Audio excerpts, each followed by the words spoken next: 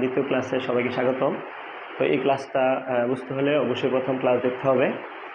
প্রথম ক্লাসে আমি রয়্যালিটি এবং নিয়ে একটু আলোচনা করেছি, আর বিশেষ করে বোর্ডের ন্যাশনাল ভার্সিটি যে 2015 সালে যারা অ্যাকাউন্টিং ডেভেলপমেন্টে অনার্স করতে আছে তোমাদের এসেছিলো, ওটা নিয়ে আমি একটু আলোচনা করেছি।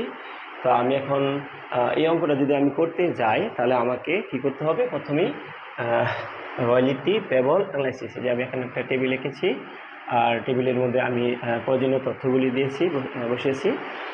এটা আগে ভালো করে বুঝতে হবে। তো আমি আমার শিক্ষকতার জীবনে আমি সবচেয়ে যে বিষয়টা দেখেছি সেটা হচ্ছে এই রয়্যালিটি সফটওয়্যারের মধ্যে কেউ যদি রয়্যালিটি পেবল অ্যানালাইসিস এটা যদি ভালোভাবে পারে, এটা যদি পারে তাহলে তার জন্য বাকি কাজ, বিশেষ করে পরে যে কাজগুলি করতে হয় জাবেদা এবং খতিয়ান, এগুলি একদম ইজি হয়ে যায়। তার মানে এটা হচ্ছে মেন, এটা ভালো করে আগে বুঝতে হবে। তো আমি আজকে ইনশাল্লাহ এটা বুঝাবো। তার আগে আমি এখানে এই যে রয়্যালিটি পেবল অ্যানালাইসিস আমি এখানে গড়টা কীভাবে সাজাচ্ছি আমি একটু বলি। প্রথমে আমি লিখেছি ইয়ার, তারপরে কি আউটপুট টর্মস, তারপরে অ্যাকচুয়াল রয়্যালিটি, তারপরে মিনিমাম রেন্ট, তারপরে অ্যাক্সেস ওয়ার্কিং, তারপরে শর্ট ওয়ার্কিংয়ের মধ্যে আমি 4টা গড় করেছি: suffered, recoup, return of, safe, amount, payable. তো প্রথমে ইয়ার, এখানে আমরা দেখিয়েছি যে 2015 সালে ন্যাশনাল ভার্সিটির যে অঙ্কটা আসছিল এটা 5 বছরের ছিল। তো এখানে আমি 1 থেকে 5 বছর লিখেছি। তারপরে এখানে তার যে আউটপুটগুলি ছিল টনে, যেমন প্রথম বছরে ছিল 520 টন, এই যে আমি প্রথম বছরে 520 টন, এভাবে এগুলি এখানে কি বসাইছি। তারপরে এখানে অ্যাকচুয়াল রয়্যালিটি, এখানে ছিল কিন্তু 520 টন, কিন্তু এখানে হয়েছে 52,000 টাকা। এটা কিভাবে হলো? এখানে কিন্তু বলা আছে যে রয়্যালিটি অফ টাকা 100 টাকা ইজ টন, মানে প্রতি টন কয়লা কি করতে হবে, 100 টাকা করে দিতে হবে, 100 টাকা করে রয়্যালিটি দিতে হবে, মানে 100 টাকা করে দিতে হবে। তখন এই 100 দিয়ে আমি 520-এর গুণ দিছি, আবার 100 দিয়ে 600-এর গুণ দিছি, মানে 100 টাকা, এই 100 টাকা দিয়ে যখন আমি এগুলির আউটপুটকে আমি যখন গুণ দিছি তখন কিন্তু অ্যাকচুয়াল রয়্যালিটি চলে আসছে।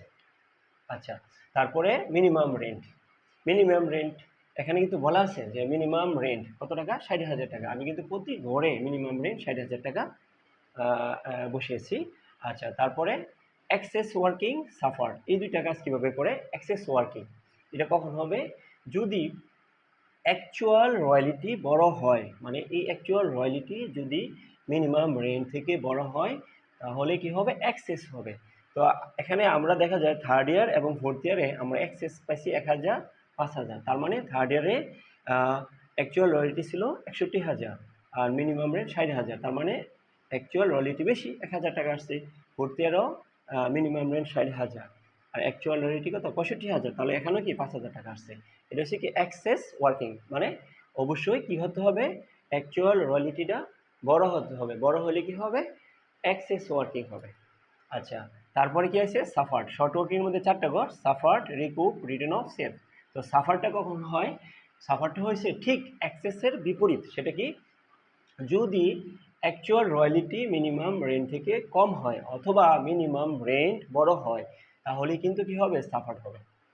তো আমরা যদি একটু ফলো করি যে এখানে সাফারটা কিভাবে হয়েছে। প্রথম বছরে মিনিমাম রেন্ট ছিল 60,000 টাকা, তো কিন্তু অ্যাকচুয়াল রয়্যালিটি আসছে কত? 52,000 টাকা। তার মানে এখানে ঘাটতি কত টাকা? 8,000 টাকা। তার মানে অ্যাকচুয়াল রয়্যালিটি ছোট, এই কারণে সাফার কত হয়েছে? 8,000 টাকা। ঠিক এভাবে নিচে যদি আমরা আবার নিচের দিকে তাকাই তাহলে দেখতেছি যে একেবারে লাস্ট পঞ্চম বছরে অ্যাকচুয়াল রয়্যালিটি 58,000 টাকা আসছে, মানে মিনিমাম রেন্ট 60,000 টাকা। তো এখানেও কি 2,000 টাকা কি হয়েছে? সাফার হয়েছে। ওকে, তো আমার বিশ্বাস অ্যাক্সেস ওয়ার্কিং আর সাফারটা আমরা বুঝতে পারছি। তো পরের ক্লাস দেখার জন্য আমন্ত্রণ জানিয়ে আমি এখানে আপাতত শেষ করছি। আল্লাহ হাফেজ।